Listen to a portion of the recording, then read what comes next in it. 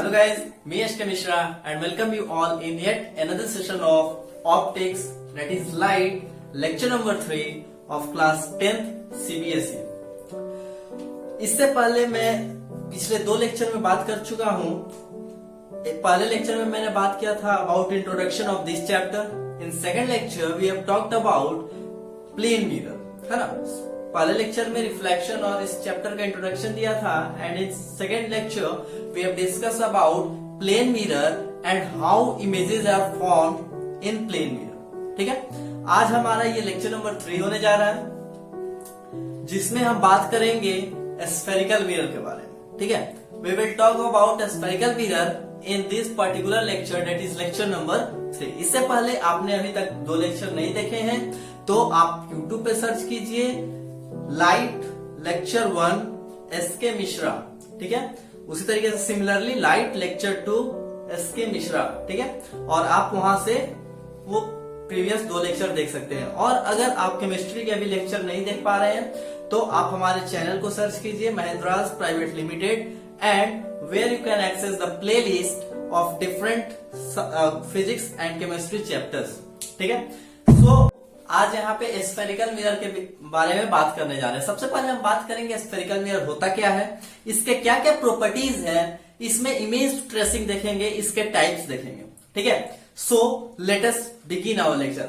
हाँ, इससे पहले आगे बढ़ने से पहले मैं आपसे बोलना चाहूंगा कि अगर अभी तक आपने इस चैनल को सब्सक्राइब नहीं किया है तो please hit that red subscribe button and don't forget to hit that bell icon also so that you can get notification of each and every lectures।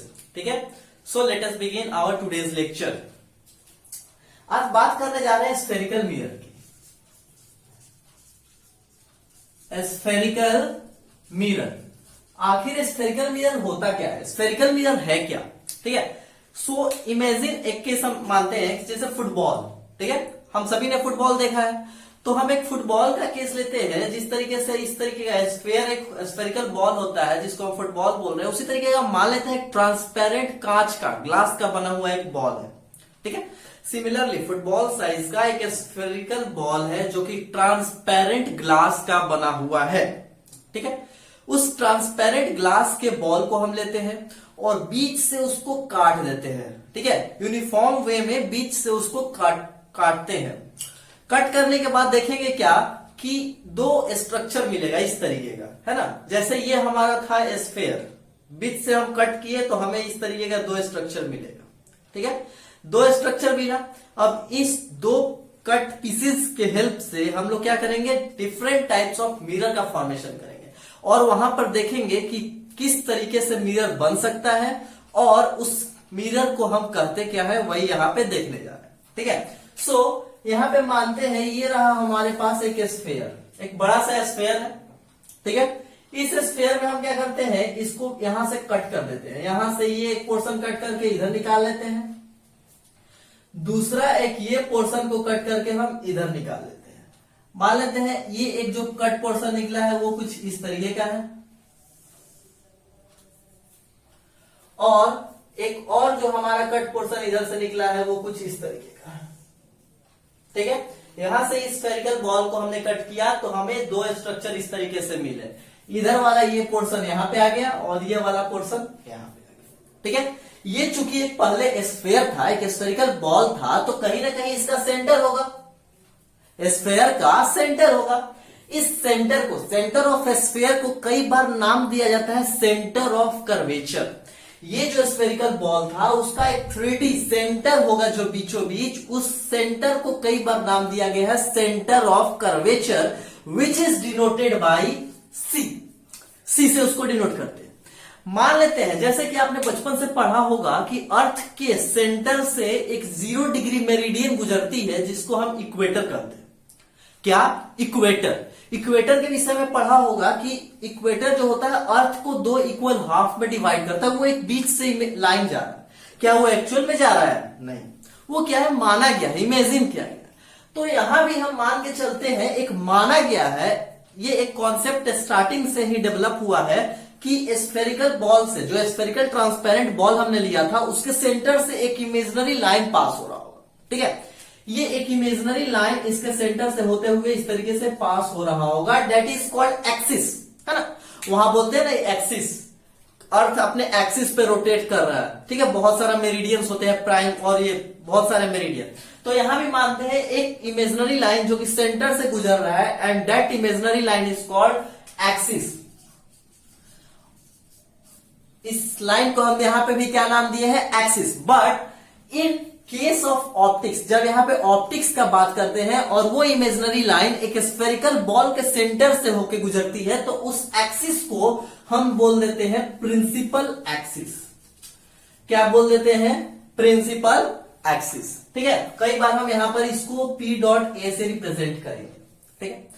अब हम बात करते हैं, जिस प्रकार से एक ले लेते हैं, यहां पे इस सर्किल है, तो सर्कल का यहां पे क्या होता है, रेडियस, या फिर एक स्फीयर होता है, तो स्फीयर का क्या होगा, कुछ अंदर से रेडियस, है ना। ये देखिए ये क्या कर रहा है, दो एंड को ज्वाइन कर रहा है, तो दो एंड को ज्वाइन करने वाले को हम लोग डायामीटर बोलते हैं। तो इसके सेंटर से बाउंड्री, सेंटर से सर्कमफेरेंस को जो ज्वाइन करता है उसको हम लोग क्या बोलते हैं, आमतौर पे नाम देते हैं रेडियस। क्या नाम देते हैं, रेडियस। क्या नाम देते हैं, रेडियस। जिस तरीके से यहाँ पे सी बोले हैं सेंटर ऑफ कर्वेचर, कर्वेचर का मतलब होता है टुकड़ा। कर्वेचर का क्या मतलब होता है, कर्वेचर मीन्स यहाँ पे हम बोलेंगे टुकड़ा। जैसे ये है एक टुकड़ा है इस स्फीयर का, इसका जो कहीं ना कहीं सेंटर होगा तो उसको बोलेंगे सेंटर ऑफ कर्वेचर।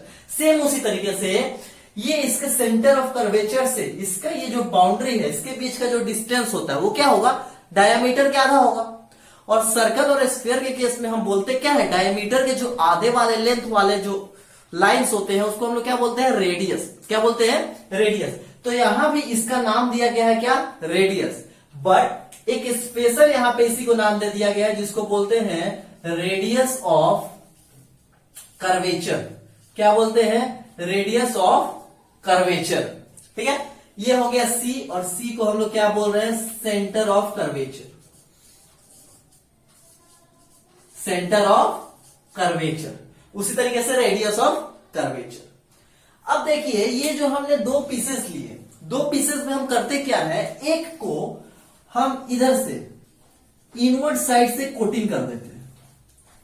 क्यों कोटिंग किए, हमने प्लेन मिरर में बात किया था कि प्लेन मिरर क्या होता है। प्लेन मिरर एक ट्रांसपेरेंट ग्लास का सीट होता है जिसमें एक साइड से हम पेंट या फिर कोटिंग कर देते हैं, तो दूसरा साइड क्या हो जाता है, ओपेक हो जाता है, जो कि रिफ्लेक्शन करवाता है। सेम यहां पे भी मिरर बनाने के लिए हमने ट्रांसपेरेंट ग्लास के टुकड़े को एक साइड से पेंट कर दिया। तो अब इधर पेंट किए तो ये वाला रीजन क्या हो गया, ओपेक। ये वाला रीजन क्या हो गया, ओपेक। और ये वाला जो सरफेस है ये क्या है, रिफ्लेक्टिंग सरफेस। इस सरफेस को क्या बोलेंगे, रिफ्लेक्टिंग सरफेस, जहां पे लाइट आएगा और रिफ्लेक्शन हो। सेम एक केस बात करते हैं, जैसे यहाँ पे अंदर से पेंट किए हैं, ये अंदर वाले रीजन को पेंट किए हैं। सेम यहाँ पे क्या करते हैं, इसके बाहर वाले रीजन को पेंट कर देते हैं एक बार। जब बाहर वाले रीजन को यहाँ पे पेंट किए तो ये बाहर वाला रीजन क्या हो गया हमारा, पेंटेड। और यहाँ पे अंदर में लाइट जाएगा तो अंदर वाला सरफेस क्या हो गया, रिफ्लेक्टिंग सरफेस। तो कहीं ना कहीं इस टुकड़े से हम दो तरीके के मिरर को बना रहे हैं, जिसमें एक में रिफ्लेक्टिंग सरफेस बाहर की ओर है, बल्ज आउटसाइड, जैसे ये रहा। इसमें देखिए ये वाला जो अंदर का है रीजन जो धसा हुआ है, और ये क्या है, बाहर वाला, है ना। तो एक बाहर का सरफेस और एक अंदर का। एक बार अंदर वाले में हॉलो रीजन को पेंट कर दिए, एक बार बाहर वाले रीजन को पेंट कर दिए, ठीक है। जो रीजन बाहर में रिफ्लेक्टिंग है, अंदर की ओर पेंट किया हुआ है, उस तरीके के मिरर को बोलते हैं कॉन्वेक्स। और जो रीजन बाहर की ओर पेंट है और अंदर वाला रिफ्लेक्टेड है, रिफ्लेक्टिंग सरफेस है, इसको बोलते हैं कॉनकेव, ठीक है। तो कहीं ना कहीं स्फीयर से हम लोग दो तरह के मिरर को बना सकते हैं, एक होता है हमारा कनकेव और दूसरा होता है कन्वेक्स मिरर, ठीक है। यहाँ पे कुछ पॉइंट्स हैं, जैसे कि सी क्या हुआ, ये पूरे स्फीयर का जो सेंटर होता है that is called centre of curvature. इसका जो रेडियस होता है, इस पर्टिकुलर स्फीयर का जो रेडियस है that is called R, that is radius of curvature. ये जो एक इमेजिनरी लाइन इसके सेंटर से होकर के गुजर रही है that is called principal axis, ठीक है। तो ये रहा, इस तरीके से हम लोग बनाते क्या है, स्फेरिकल मिरर। तो ये तो बात हुआ अंडरस्टैंडिंग का। अब अगर कोई पूछता है कि व्हाट इज स्फेरिकल मिरर, ठीक है, तो स्फेरिकल मिरर होता क्या है, या फिर आपके एग्जामिनेशंस में कई बार 1 या 2 मार्क्स से क्वेश्चन आता है डिफाइन स्फेरिकल मिरर, तो आप क्या बोलोगे। तो स्फेरिकल मिरर क्या है, स्फेरिकल मिरर एक तरह का ऐसा मिरर है ना। स्फेरिकल मिरर को कैसे डिफाइन करेंगे, तो एक तरीके का ऐसा मिरर जो कि क्या करता हो, एक उसका रिफ्लेक्टिंग सरफेस कर्व हो। जैसे प्लेन मिरर में क्या बोले थे, रिफ्लेक्टिंग सरफेस क्या होता था, फ्लैट होता था, है ना। बट स्फेरिकल मिरर में क्या बात करेंगे कि स्फेरिकल मिरर वैसे मिरर को बोलेंगे जिसका रिफ्लेक्टिंग सरफेस क्या हो, कर्व हो। ये स्ट्रेट ना होकर के हल्का सा कर्व हो, है ना। कर्व देखिए इस तरीके से मुड़ा हुआ। तो इस तरीके के जो मिरर होते हैं उनको बोलते हैं स्फेरिकल मिरर। या फिर दूसरे शब्दों में बोले तो बोलेंगे ऐसा मिरर, है ना, ऐसा मिरर जो कि एक स्फेयर का पार्ट हो, एक स्फेयर का टुकड़ा हो, उस तरीके के मिरर को भी बोलते हैं स्फेरिकल मिरर। सो इसको पहले डिफाइन कर लेते हैं। A mirror which is a part of hollow sphere। वैसा मिरर जो कि हॉलो स्फीयर का पार्ट है, that is called spherical mirror. या फिर दूसरे शब्दों में इसको बोले तो और में बोल सकते हैं कि mirror whose reflecting surface is curved। वैसा मिरर जिसका रिफ्लेक्टिंग सरफेस क्या हो, कर्व हो, उस तरीके के मिरर को बोलते हैं स्फेरिकल मिरर। ठीक है, आप यहां तक नोट कीजिए। इसके आगे हम लोग इसके कुछ टर्म्स और अच्छे से इसको अंडरस्टैंड करते हैं। So note it down. सो अब हम कुछ इसके टर्म्स को देखते हैं। जैसे कि अभी हमने क्या देखा कि ये था हमारा स्फेयर, ठीक है, ये हमारा स्फेयर है। स्फेयर को हमने कहीं इस तरीके से कट कर दिया, स्फेयर को हमने कहीं इस तरीके से क्या किया, कट किया। उसी तरीके से एक और पोर्शन हमने यहां पे इस तरीके से कट किया। इसके बीच से एक लाइन गुजरती है, इसके बीच से एक लाइन पास हो रही है। That line is called what, principal axis. इस लाइन का नाम हमने दे दिया प्रिंसिपल एक्सिस। इस लाइन को हम क्या बोल रहे हैं, प्रिंसिपल एक्सिस। अब क्या बोले कि इस स्फीयर का एक सेंटर होगा जो कि ये रहा। इस सेंटर को हम बोलते हैं सेंटर ऑफ कर्वेचर। क्या बोलते हैं, सेंटर ऑफ कर्वेचर। ठीक है, अब देखिए सेंटर से, और ये रहा ये मिरर का पार्ट, है ना, ये इस तरीके का एक मिरर ये रहा। ये मिरर का जो सेंटर होता है ना, जो कि मिरर का वो पॉइंट, मिरर का सेंटर बोलना सही नहीं रहेगा, बोलेंगे क्या, इस मिरर का वो पॉइंट जो प्रिंसिपल एक्सिस को कट करता हो, यहां पे 90 डिग्री के एंगल बनाता हो। हम क्या बोलते हैं, जैसे ये रहा सर्कल, तो और ये रहा इसका सेंटर, ये रहा इसका रेडियस, है ना। सर्कल का ये सेंटर और ये रेडियस है, तो क्या बोलते हैं, जो रेडियस होता है वो सर्कल के टेंजेंट के परपेंडिकुलर होता है। जैसे यहां से हम अगर एक टेंजेंट ड्रॉ करें तो ये एक टेंजेंट जाएगा, तो ये रेडियस क्या होगा, यहां से परपेंडिकुलर। सेम उसी तरीके से ये एक टेंजेंट, यहाँ पे ये भी कर्व सरफेस है सर्कल के जैसा। यहां एक टेंजेंट ड्रॉ अगर करते हैं तो ये टेंजेंट क्या होगा, रेडियस के परपेंडिकुलर, है ना।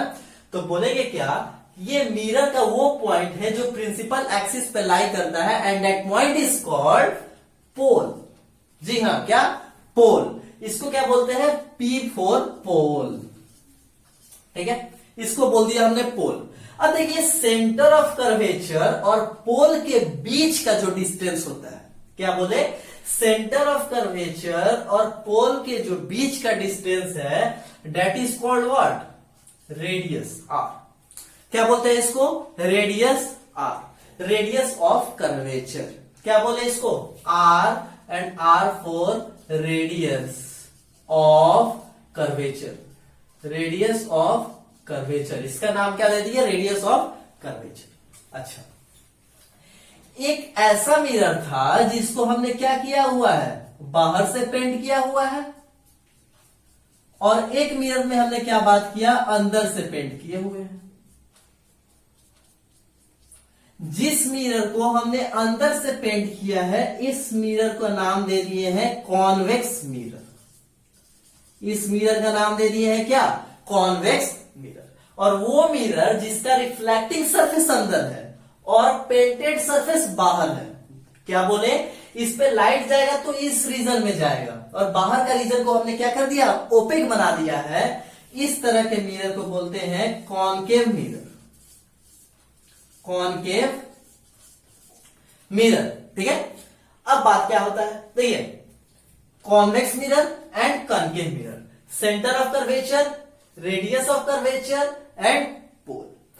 अब देखिए क्या होता है, ये पोल और सेंटर ऑफ कर्वेचर के बीच के डिस्टेंस को हम लोग क्या बोल रहे हैं, रेडियस ऑफ कर्वेचर। अब यहां पे जैसे कि एक मिरर को यहां पे ले लेते हैं, ये बताइएगा कि ये कौन सा मिरर है। ये इसको हम लोग क्या किए हैं, अंदर की ओर कोटिंग कर दिए, बाहर का सरफेस इसका रिफ्लेक्टिंग हो गया। ये रहा प्रिंसिपल एक्सिस, ये रहा पोल, तो ये कौन सा मिरर कहलाएगा, कॉन्वेक्स। ठीक है, कॉन्वेक्स। यहां कहीं ना कहीं इसका इधर की ओर होगा सेंटर।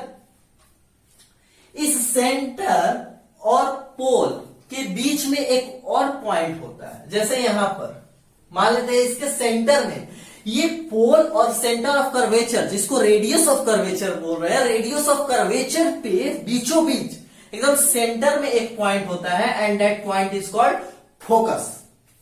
ये देखिए यहां पे सेंटर ऑफ कर्वेचर है और ये पोल, इसके बीच का एक पॉइंट होता है जिसको हम लोग क्या बोलते हैं, फोकस। यहां पे जो ये एफ है, एफ को हम लोग क्या बोल रहे हैं, फोकस। ठीक है, ये फोकस और पोल के बीच का भी एक डिस्टेंस, जैसे यहां पे देखिए पोल है और फोकस है, इसके बीच का जो डिस्टेंस होता है इसको बोलते हैं फोकल लेंथ। क्या बोलते हैं, फोकल लेंथ। फोकल लेंथ का जो डिस्टेंस है ये यहां से लेकर के यहां तक है आपका focal length. Focal length, centre of curvature और फोकस के बीच का जो डिस्टेंस एकदम इसके बीचों बीच एक पॉइंट होता है जिसको फोकस, और फोकस और सेंटर ऑफ कर्वेचर या फिर फोकस और पोल दोनों का मतलब एक ही हुआ, दोनों के बीच का ये जो डिस्टेंस होता है इसको क्या बोलते हैं, फोकल लेंथ। क्या बोलते हैं हम लोग, फोकल लेंथ। ठीक है, तो ये रहा हमारा कुछ पॉइंट्स जो कि स्फेरिकल मिरर के विषय में जानना जरूरी था। ये आपके एग्जाम में 1 मार्क्स के क्वेश्चन में पूछे जा सकते हैं। ठीक है, क्या क्या हमने देखा, स्फेरिकल मिरर होता क्या है। स्फेरिकल मिरर 2 तरीके से बनाए जा सकते हैं। अगर मिरर को हम लोग क्या करते हैं, बाहर की ओर से पेंट कर देते हैं तो उससे एक मिरर मिलेगा जिसको बोलते हैं कनकेव। एक जिसको अंदर से हम लोग पेंट करते हैं, कोटिंग कर देते हैं, तो उस तरीके का जो मिरर मिलेगा उसको बोलते हैं कॉन्वेक्स। अच्छा, स्फीयर के बीचों बीच एक लाइन गुजरती है, that line is called, that imaginary line is called principal axis. ठीक है, अगर डिफिनेशन पूछता है व्हाट इज प्रिंसिपल एक्सिस, तो बोलेंगे क्या, an imaginary line which is passes through the centre of a sphere is called principal axis. उसके बाद आता है क्या कि उस स्फीयर का एक सेंटर होता है, that centre is called centre of curvature. Centre of curvature अगर आपसे कोई पूछता है तो क्या बोलेंगे, centre of sphere, centre of sphere जिससे कि ये मिरर बना, या फिर बोल सकते हैं क्या, centre of spherical mirror which forms a part of A sphere is called centre of curvature, जिसको कि हम लोग सी से डिनोट करते हैं। उसी तरीके से अगर कोई आपसे पूछता है व्हाट इज पोल, तो क्या बोलेंगे, पोल क्या है, तो पोल इज नथिंग बट एक स्फेरिकल मिरर का वो पॉइंट जो प्रिंसिपल एक्सिस पे लाई करता हो, है ना। प्रिंसिपल एक्सिस पे लाई करने वाला स्फेरिकल मिरर चाहे कनकेव हो या कॉन्वेक्स, उसका वो पॉइंट जो प्रिंसिपल एक्सिस पे लाई करता है और जनरली वो बीच का पॉइंट होता है and that is called pole. ठीक है, उसके बाद अब क्या बोले कि फोकस किसको करते हैं, तो फोकस का डिफिनेशन अलग अलग तरीके से बोला जाता है। ठीक है, फोकस को हम लोग बोल सकते हैं क्या, that centre point of radius of curvature is called focus. क्या, सेंटर ऑफ कर्वेचर और पोल के बीच में एक पॉइंट लाई करता है, उसको बोलते हैं हम लोग क्या, फोकस। कई बार बोला जाता है कि फोकस क्या होता है, फोकस मिरर का वो पॉइंट है जब लाइट आएगा, मिरर पे टकराएगा, पैरेलल लाइट आया, मिरर पे टकराया और टकराने के बाद एक पॉइंट से गुजरता है, प्रिंसिपल एक्सिस से। जैसे बोले कि बहुत सारा लाइट इधर से आया पैरेलल और आगने के बाद एक पॉइंट से पास हुआ, जिस पॉइंट से वो सारा लाइन पास होता है that point is called focus. उसी पॉइंट को हम लोग क्या बोलते हैं, फोकस। फोकस 2 तरीके का होता है, फोकस 2 तरीके का होता है depending upon the nature of mirror. Mirror के नेचर के बेसिस पे फोकस 2 तरीके का होता है, एक को बोलते हैं रियल फोकस और दूसरे को बोलते हैं इमेजिनरी फोकस। एक को बोलते हैं रियल फोकस और दूसरे को इमेजिनरी फोकस। अभी आगे बात करेंगे। ठीक है, यहाँ पे बात हो गया रेडियस ऑफ कर्वेचर, समझ में आया। अब देखिए जैसे कि यहाँ पे बोल रहे हैं क्या, एफ, स्मॉल एफ से क्या रिप्रेजेंट करते हैं, फोकल लेंथ, ठीक है। स्मॉल एफ से हम लोग क्या रिप्रेजेंट करते हैं, फोकल लेंथ। अब ये वाला जो डिस्टेंस है और ये पूरा डिस्टेंस, इसके बीच में एक रिलेशन आता है। जैसे देखिए रेडियस ऑफ कर्वेचर, ये रहा distance radius of curvature. Radius of curvature क्या बोल सकते हैं, ये वाला एफ प्लस ये वाला एफ। तो रेडियस को क्या बोल सकते हैं, एफ प्लस एफ। इन दोनों को अगर ऐड करते हैं तो ये पूरा डिस्टेंस निकल जाएगा आर, जिसको दूसरे शब्दों में क्या बोल सकते हैं, are is equals to 2f, या फिर इसी को बोलते हैं क्या, f is equals to R by 2। तो ये रिलेशन आपको याद रखना है, कई बार आपके एग्जामिनेशन में पूछे जा चुके हैं, तो इस साल भी पूछे जा सकते हैं। क्या हुआ, रेडियस ऑफ कर्वेचर जो होता है वो फोकल लेंथ का 2 गुना होता है, 2 टाइम्स होता है, ठीक है। तो ये एक रिलेशन। यहां तक आप नोट कीजिए, इसके आगे अब बात करते हैं। यहां तक हमने पूरे टर्म्स को देखे कि कौन कौन से टर्म्स हैं, ठीक है। अभी तक हमने जो टर्म्स देखे हैं उसको मैं एक बार समराइज कर देता हूं, उसके बाद हम आगे की ओर बढ़ते हैं, ठीक है। जैसा कि हमने बोला, एक मिरर लेते हैं और उससे सारे टर्म्स को अब एक बार डिफाइन करते हैं, वही दोनों पे एप्लीकेबल होगा। अभी तक हमने क्या देखा कि ये जो स्फेरिकल मिरर है ये कितने तरह के होते हैं, तो स्फेरिकल मिरर जो होता है ये 2 तरीके का होता है। एक को बोलते हैं कॉनकेव मिरर और दूसरे को बोलते हैं कॉन्वेक्स मिरर। अब आपको कॉनकेव और कॉन्वेक्स का आइडेंटिफिकेशन अच्छे से आ जाना चाहिए। जैसे कि मैं अगर बोलूं कि मैंने क्या किया, एक इस तरीके का स्ट्रक्चर लिया और एक ये लिया, ठीक है। एक में क्या करते हैं, अगर यहाँ पे बाहर से पेंट कर देते हैं, बाहर की ओर से कोटिंग कर दिया हमने, तो हॉलो वाला जो रीजन है, जो इनवर्ड साइड है, वो इसका क्या बन गया, रिफ्लेक्टिंग साइड। तो इस तरीके के मिरर को बोलेंगे कॉनकेव। एक में क्या करते हैं, हम अंदर से इसको कोटिंग कर देते हैं, अंदर की ओर से पेंट कर देते हैं, तो इसका जो बल्ज साइड, ये बाहर वाले साइड को क्या बोलते हैं, बल्ज साइड, ठीक है।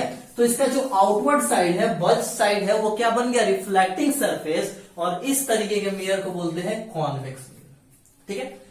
अब यहां पे बात करते हैं, जैसे एक ये इसके बीच से इस तरीके से लाइन जो गुजरता है, that line is called nothing but principal axis. This line is called what, principal axis. इसके बीच से ये जो पास हुआ, दैट पॉइंट इज कॉल्ड क्या, पोल। इसको क्या बोल रहे हैं, पोल। अब यहां पे ये कहीं ना कहीं इस तरीके से जब हम इसको आगे बढ़ाते हैं तो ये क्या होगा, एक स्फीयर का रूप ले लेगा। तो कहीं ना कहीं ये क्या है, एक स्फीयर का पार्ट है। तो स्फीयर का कहीं सेंटर तो होगा, जैसे ये रहा इसका सेंटर, जिसको बोलते हैं सेंटर ऑफ कर्वेचर, ठीक है। ये पोल और सेंटर के बीच का जो ये डिस्टेंस हुआ, जैसे सेंटर से इसके सर्कमफेरेंस का जो डिस्टेंस होता है, जिसको हम लोग बोलते हैं रेडियस, है ना। ये वाला जो डिस्टेंस है इसको हम लोग क्या बोल रहे हैं, रेडियस, ठीक है। ये रेडियस के बीचों बीच एकदम सेंटर पे एक और पॉइंट होता है, जिस पॉइंट को हमने नाम दिया है फोकस। क्या नाम दिया है हमने, फोकस, ठीक है। वो पॉइंट जिसपे क्या होता है, लाइट जब आता है, बहुत सारा इधर से लाइट पैरेलल आएगा और मिरर पे टकराने के बाद सारा का सारा लाइट एक जगह से जाता है ना। सारा का सारा लाइट एक पॉइंट से जाता है, प्रिंसिपल एक्सिस से पास होता है, जो आगे एक केस में हम देखने जा रहे हैं। उस पॉइंट को हम लोग बोलते क्या है, फोकस।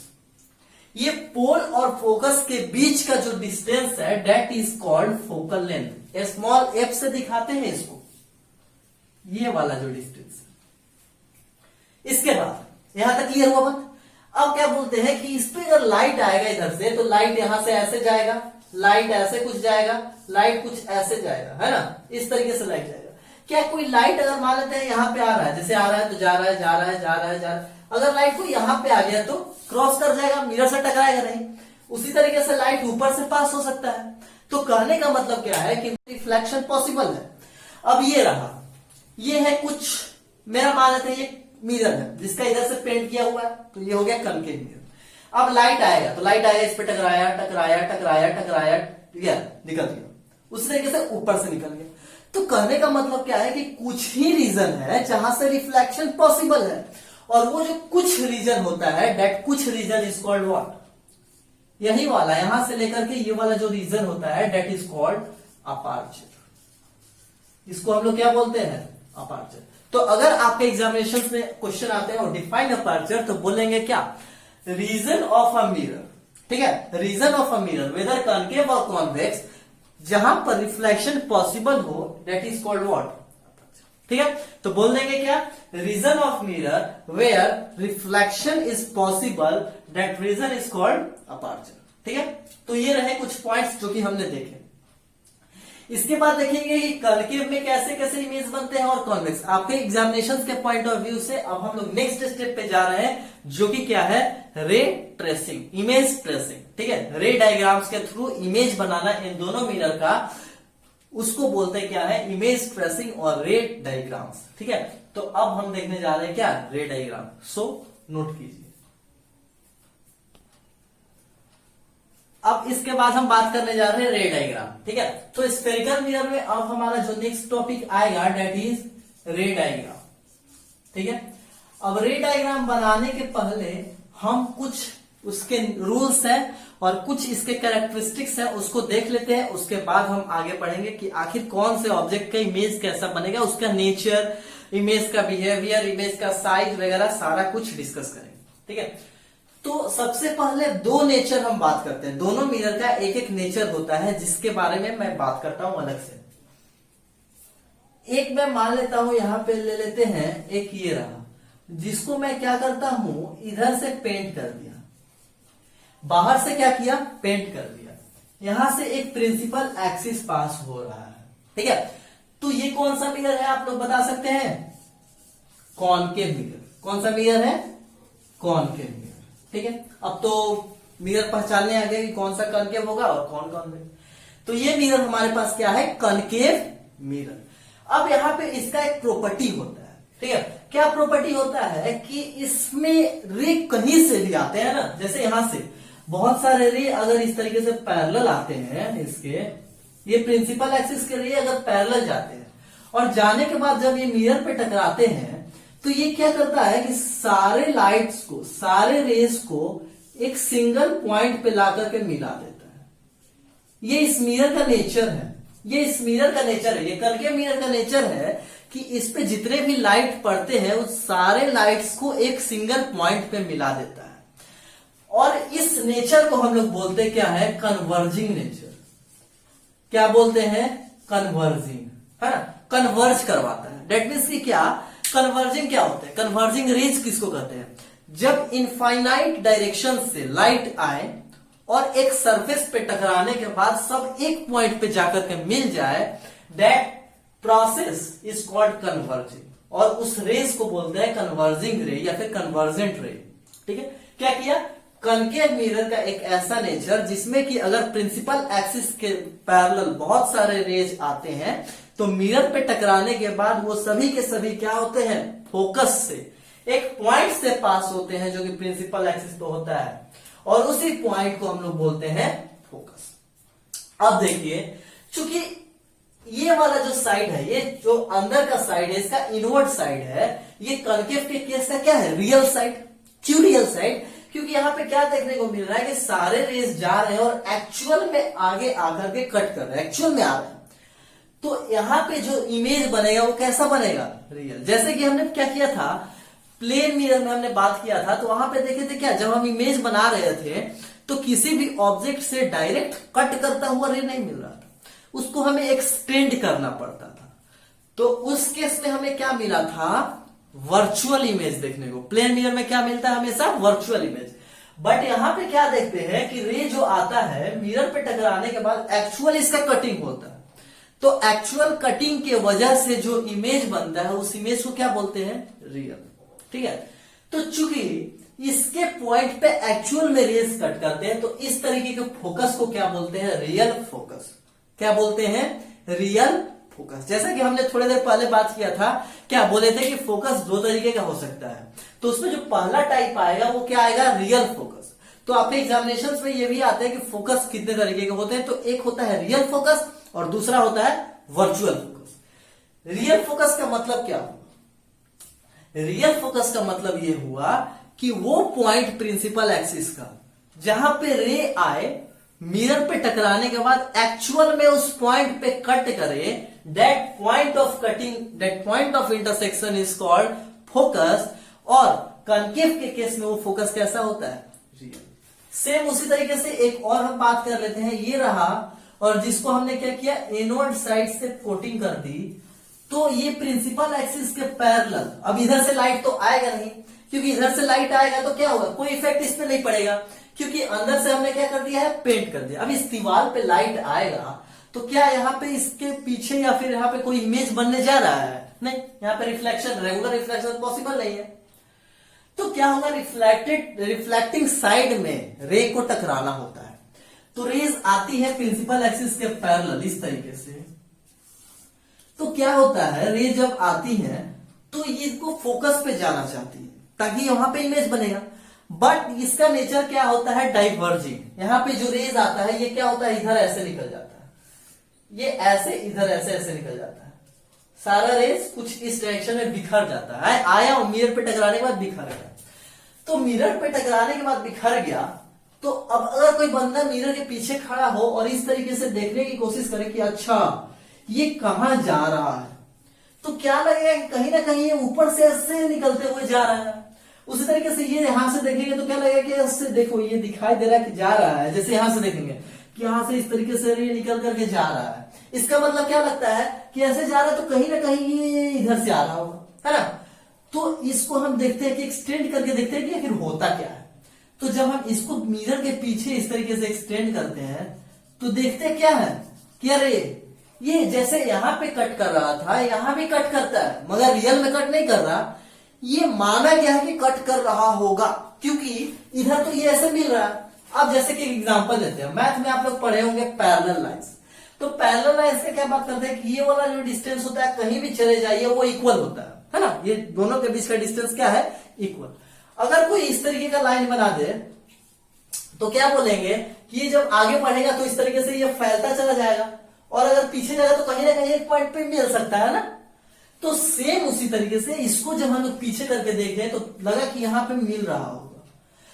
चूंकि ये लगा कि मिल रहा होगा और जिस पॉइंट पे मिलता है उसी को तो हम यहां पे फोकस बोल रहे हैं। बात समझ में? जिस पॉइंट पे मिलता है प्रिंसिपल एक्सिस का उसी पॉइंट को तो फोकस बोलते हैं। और चूंकि यहां पे एक्चुअल में नहीं मिल रहा है तो इस वजह से इस केस में जो फोकस होता है हमारा कैसा होता है, वर्चुअल। सो आप दिमाग में बस दो बात रखिए कि कनकेव मिरर का जो फोकस होता है वो रियल होता है। क्यों रियल होता है? क्योंकि वहां पर रेस एक्चुअल में कट करते हैं, ठीक है। उसी तरीके से जो कॉन्वेक्स मिरर होता है इसका जो फोकस होता है वो क्या होता है, वर्चुअल होता है। और क्यों वर्चुअल होता है? क्योंकि इस पॉइंट पे रेस एक्चुअल में कट नहीं करते। उसी तरीके से कनकेव मिरर का नेचर कैसा होता है, कन्वर्जिंग, सारे रेस को एक पॉइंट पे मिला देता है। और कन्वेक्स का नेचर कैसा होता है, डाइवर्जिंग। क्यों डाइवर्जिंग? क्योंकि देखिए पैरेलल आया और बिखर गया, अब इसमें कोई सिमिलैरिटी नहीं है, इधर उधर ये बिखर गया, पैरेलल भी नहीं जा रहा है और कहीं मिल भी नहीं रहा है। तो जो डाइवर्ज हो जाता है, जो फैल गया, बिखर गया, उसी को हम लोग क्या बोलते हैं, डाइवर्जिंग नेचर, ठीक है। तो कनकेव का नेचर कन्वर्जिंग और कन्वेक्स का नेचर डाइवर्जिंग, ठीक है। अब यहां तक नोट कीजिए, इसके आगे हम इसके रूल्स देखते हैं।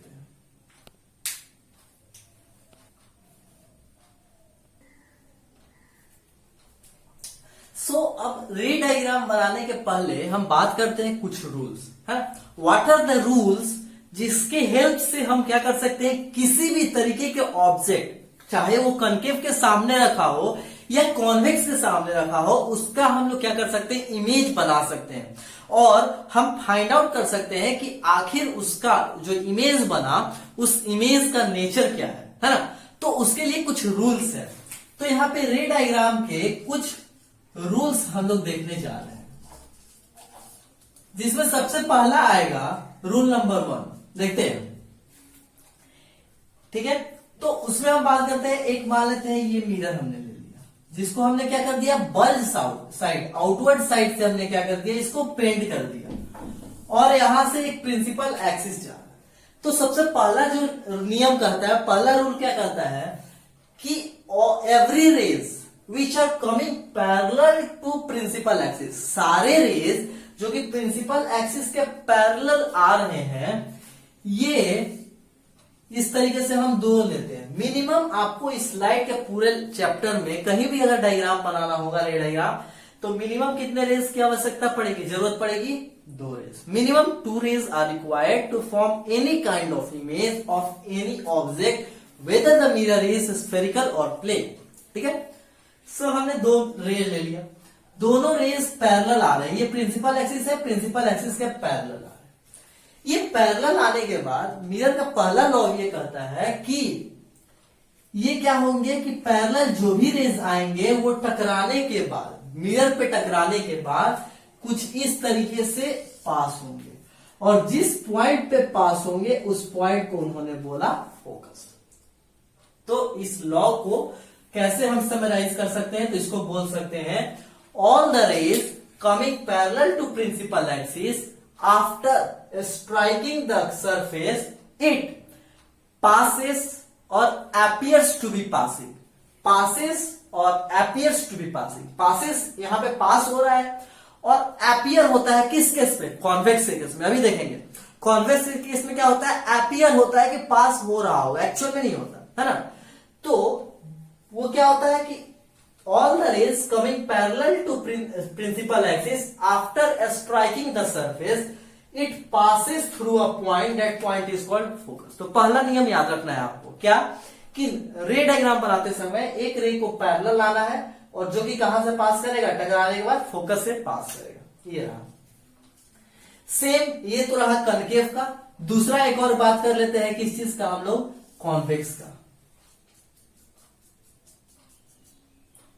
ठीक है, तो इस केस में क्या बात करते हैं कि एक रे जो कि प्रिंसिपल एक्सिस के पैरेलल आ रहा था, एक और रे जो कि प्रिंसिपल एक्सिस के पैरेलल आ रहा था, इसको रे को डायग्राम से इस तरीके से दिखा देंगे।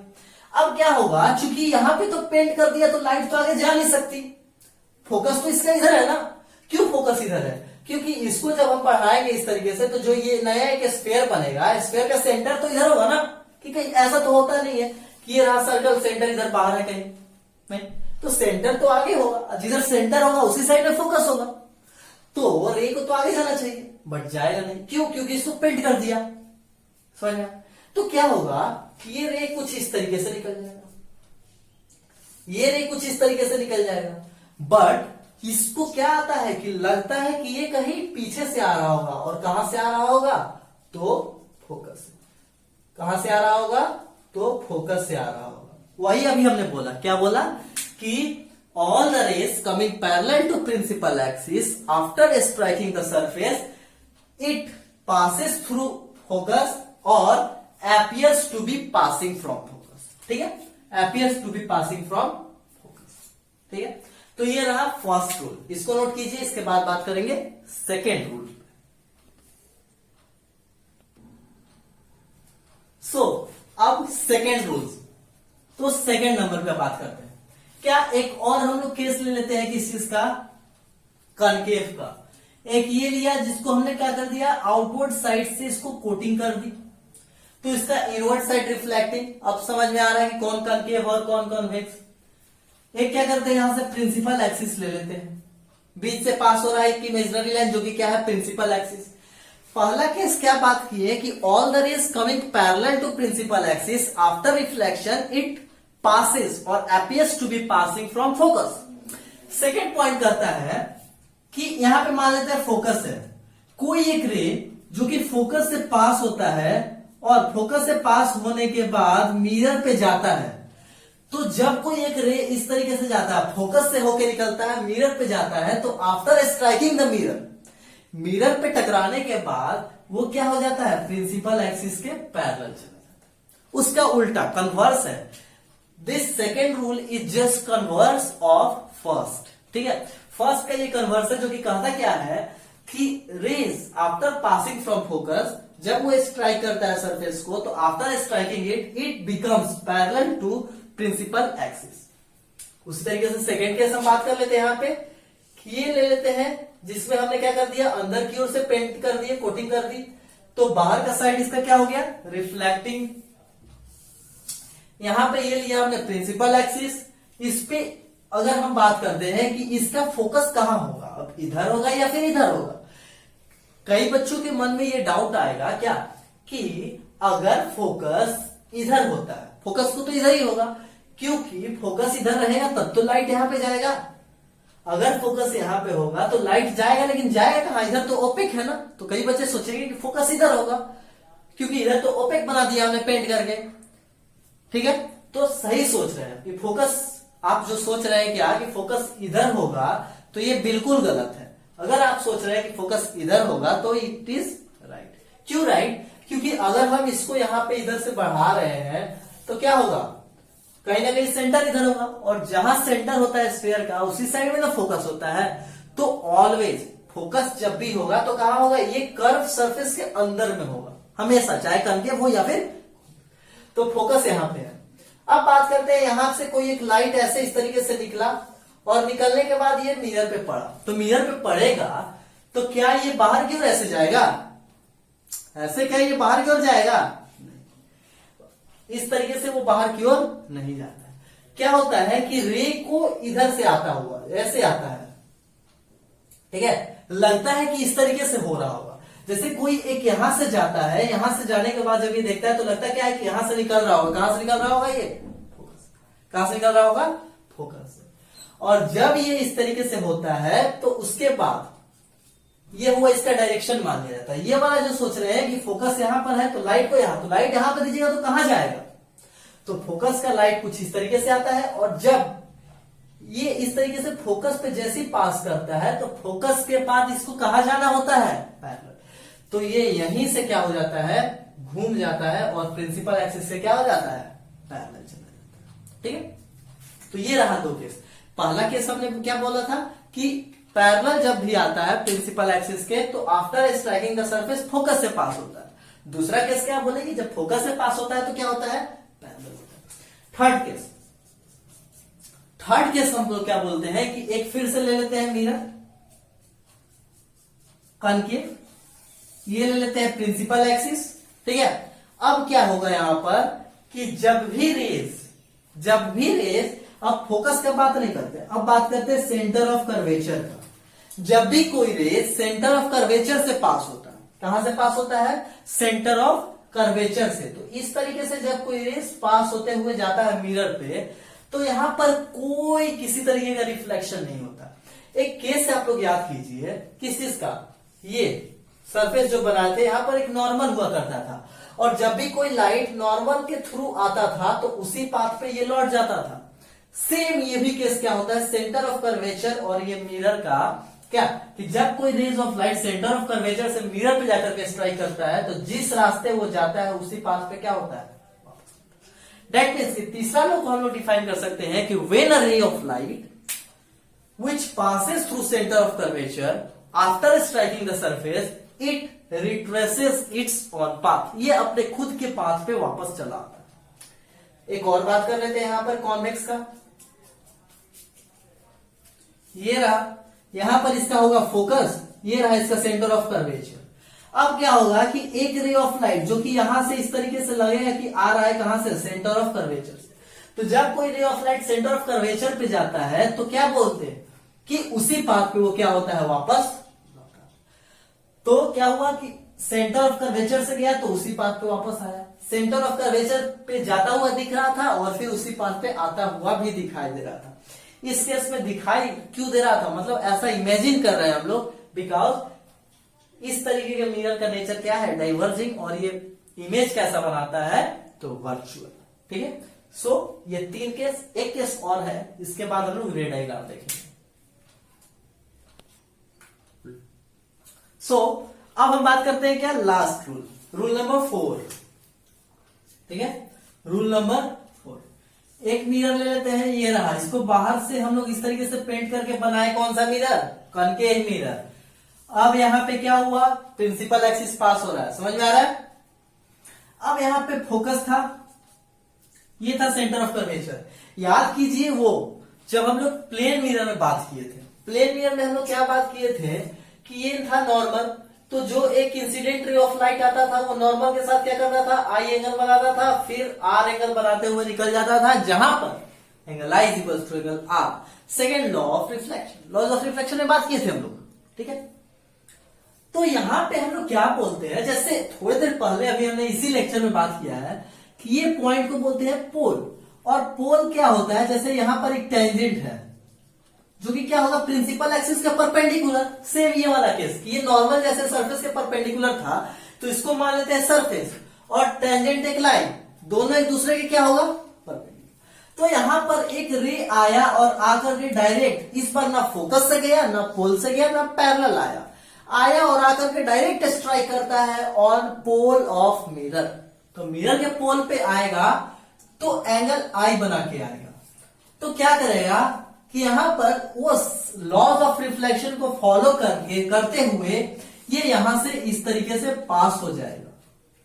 ठीक है, आया, पोल पे टकराया और टकराने के बाद by following laws of reflection ये क्या हो गया, वापस गया।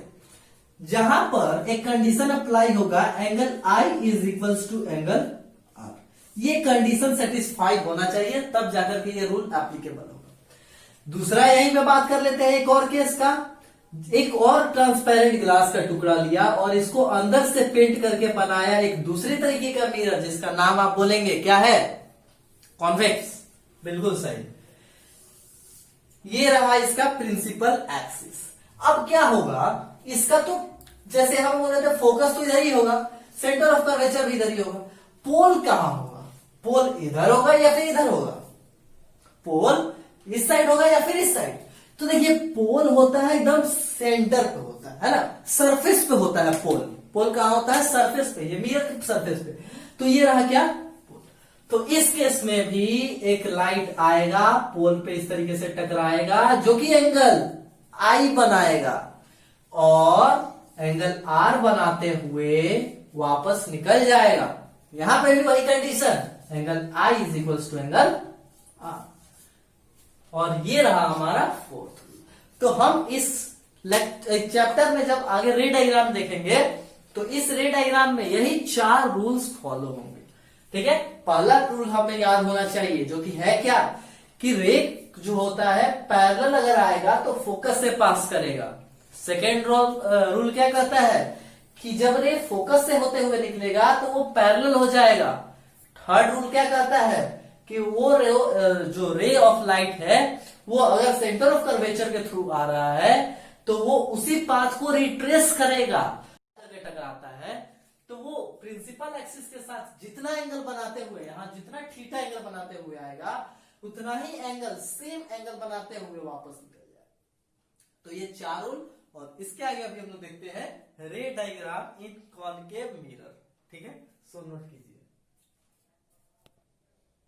सो अभी तक हमने क्या देखा, रूल्स देख लिए कि कैसे कैसे रे डायग्राम्स बनाने। अब एक केस बात करते हैं और उसके बाद इस लेक्चर को वाइंड करते हैं और आगे के लेक्चर में रे डायग्राम देखेंगे। ठीक है, तो हल्का सा एक आगे वाले जो लेक्चर में आने वाला है उसका एक हल्का सा एक झलक ले लेते हैं कि आखिर है क्या, हम लोग क्या पढ़ने वाले हैं।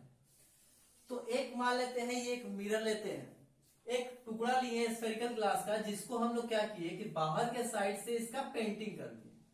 ठीक है, पेंटिंग किए और एक प्रिंसिपल एक्सिस यहाँ पे आया। ये कौन सा मिरर है बताइए आप लोग, कौन सा मिरर है, कनकेव मिरर। ठीक है, अब ये रहा कनकेव मिरर। अब इसमें हम लोगों को देखना है कितना केस, 6 केस। इस रे डायग्राम में हम लोगों को देखना है कितना, 6 केसेस। हम लोग 6 डिफरेंट पोजीशंस पे मिरर के सामने, कनकेव मिरर के सामने रखेंगे ऑब्जेक्ट को और देखेंगे कि आखिर इमेज बनता कैसा है, इमेज का ट्रेसिंग देखेंगे, है ना। ठीक है, तो सबसे पहला एक आता है क्या कि ऑब्जेक्ट को रखा है हमने कहा इंफिनिटी पे। ऑब्जेक्ट को कहा रखा है इंफिनिटी पे, ये प्रिंसिपल एक्सिस के बाहर का कोई भी पॉइंट। अब कई बच्चों के मन में ये डाउट आएगा कि इंफिनिटी का मतलब क्या, वो सन और मून और स्टार? जी नहीं, यहां पे मान लेते हैं हमारा प्रिंसिपल एक्सिस है, प्रिंसिपल एक्सिस यहीं पे हमारा एंड होता है। प्रिंसिपल एक्सिस जहां एंड हुआ इसके जस्ट बगल में अगर हम कोई पॉइंट लेते हैं तो that point will be infinite point for that mirror, है ना। इस मिरर के लिए वो पर्टिकुलर पॉइंट क्या हो जाएगा, इनफाइनाइट पॉइंट। ठीक है, सो एक केस लेते हैं जहां पर ऑब्जेक्ट कहां रखा होगा, तो इंफिनिटी पे। ठीक है, पहला U4 क्या होता है, याद है, ऑब्जेक्ट का डिस्टेंस। तो पहला में ऑब्जेक्ट का डिस्टेंस क्या है, इनफाइनाइट, है ना। ऑब्जेक्ट को पोल से यहाँ पे मेजर कर रहे हैं, तो कहाँ रखे हैं, इन्फिनिटी। ये रहा हमारा पोल। दूसरा एक केस लेते हैं जहां पर, जैसे मान लेते हैं ये है फोकस, ये है सेंटर ऑफ कर्वेचर। तो सेकेंड केस कहता है कि ऑब्जेक्ट को लेना है सेंटर ऑफ कर्वेचर के बियॉन्ड। इस बार जो ऑब्जेक्ट का पोजीशन होगा, यहां पर ऑब्जेक्ट बोलते हैं कि ऑब्जेक्ट कहां रखा हुआ है, इन्फिनिटी पे। सेकेंड बात करते हैं कि ऑब्जेक्ट का जो पोजीशन होगा कहां होगा, तो बियॉन्ड सी। कहां होगा, beyond C, centre of curvature के जस्ट पीछे, है ना, सेंटर ऑफ कर्वेचर के पीछे, प्रिंसिपल एक्सिस पे। अब थर्ड केस में हम लोग बात करेंगे कि ऑब्जेक्ट को रखेंगे कहां, एकदम सेंटर ऑफ कर्वेचर के जस्ट ऊपर, ठीक है, सेंटर ऑफ कर्वेचर के जस्ट ऊपर। तो इस बार जो हमारा ऑब्जेक्ट है वो कहां है, at C, centre of curvature. उसके बाद हमारा जो केस नेक्स्ट आएगा वो क्या होगा, सेंटर ऑफ कर्वेचर और फोकस के बीच में कहीं भी ऑब्जेक्ट को रख देना है। ऑब्जेक्ट को कहां रखना है, सेंटर ऑफ कर्वेचर और फोकस के बीच में। तो इस बार जो ऑब्जेक्ट होगा वो कहां होगा, बिटवीन सी एंड एफ, ठीक है, between C and F, centre of curvature और फोकस के बीच। नेक्स्ट केस में हम लोग बात करेंगे कि इस पर ऑब्जेक्ट को कहां रखना है, फोकस के जस्ट ऊपर, फोकस के जस्ट ऊपर। तो इस बार जो ऑब्जेक्ट होगा वो होगा एट फोकस, फोकस के ऊपर। नेक्स्ट जो हम लोग बात करेंगे कि ऑब्जेक्ट को कहां रखना है, फोकस और पोल के बीच में। ऑब्जेक्ट को कहां रखना है, फोकस और पोल के बीच में। तो हियर ऑब्जेक्ट को हम लोग कहां रख रहे हैं, फोकस और पोल के बीच में, ठीक है। तो इस तरीके से 6 केस हम लोगों को देखना है, किसमें, कनकेव मिरर में, कनकेव में 6। उसी तरीके से हमारा आता है कॉन्वेक्स में।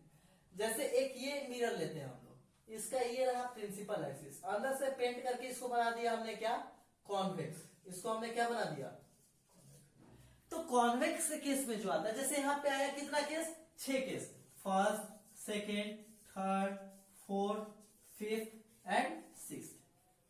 फर्स्ट केस हमारा कहां था, ये रहा फर्स्ट केस, ये रहा हमारा सेकेंड केस, ये रहा हमारा third, then fourth, then fifth and then sixth case. ये रहा फर्स्ट केस में हम बात की कि ऑब्जेक्ट कहां है, इंफिनिटी पे। सेकेंड कहां है, बियॉन्ड सी। थर्ड कहां है, एट सी। फोर्थ कहां है, बिटवीन सी एंड एफ।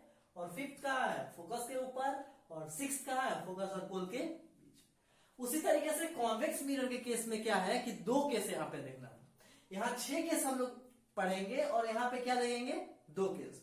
एक केस देखेंगे जब ऑब्जेक्ट कहां होगा, इंफिनिटी पे, और दूसरा केस देखेंगे जब ऑब्जेक्ट कहां होगा, प्रिंसिपल एक्सिस पे। उसमें बस 2 केस। तो यहां पे क्या बात करेंगे, हम लोग बात करेंगे बस 2 केस के विषय में। एक, ऑब्जेक्ट कहां रखा हुआ है, ऑब्जेक्ट इज एट इंफिनिटी। और सेकेंड जो हमारा केस होगा कि ऑब्जेक्ट कहां होगा, at principal axis, principal axis के ऊपर कहीं भी, ठीक है। तो एक केस में ऑब्जेक्ट को कहां रखना है, इंफिनिटी पे रखना है, और दूसरे केस में ऑब्जेक्ट को कहां रखना है, प्रिंसिपल एक्सिस पे। कहीं भी रख दीजिए, चाहे यहां रखिए, यहां रखिए, यहां रखिए, यहां रखिए, कहीं भी रखिए। अगर प्रिंसिपल एक्सिस पे कहीं भी ऑब्जेक्ट को रखते हैं तो एक ही तरह का इमेज बनेगा, ठीक है। सो कॉन्केव के केस में 6 केस और कॉन्वेक्स के केस में 2 केस।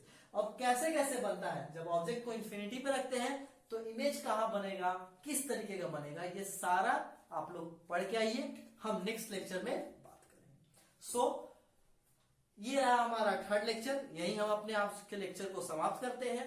और इससे पहले जो हमारा लाइट के ऊपर 2 लेक्चर आ चुके हैं, उस लेक्चर का लिंक मैं डिस्क्रिप्शन में भी दे दूंगा।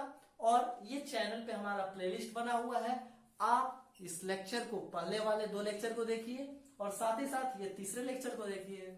और आई होप कि यहां तक जो भी मैंने पढ़ाया आपने आइदर स्क्रीनशॉट लिया होगा और आप नोट्स बनाते गए होंगे। और अगर जिन्होंने नोट्स इसका नहीं बनाया है, सो मैं अपने डिस्क्रिप्शन और कमेंट सेक्शन में नोट्स का लिंक दे दूंगा, वहां से आप इस लेक्चर के पीडीएफ नोट्स डाउनलोड कीजिए और तब तक पढ़ते रहिए। And all the best.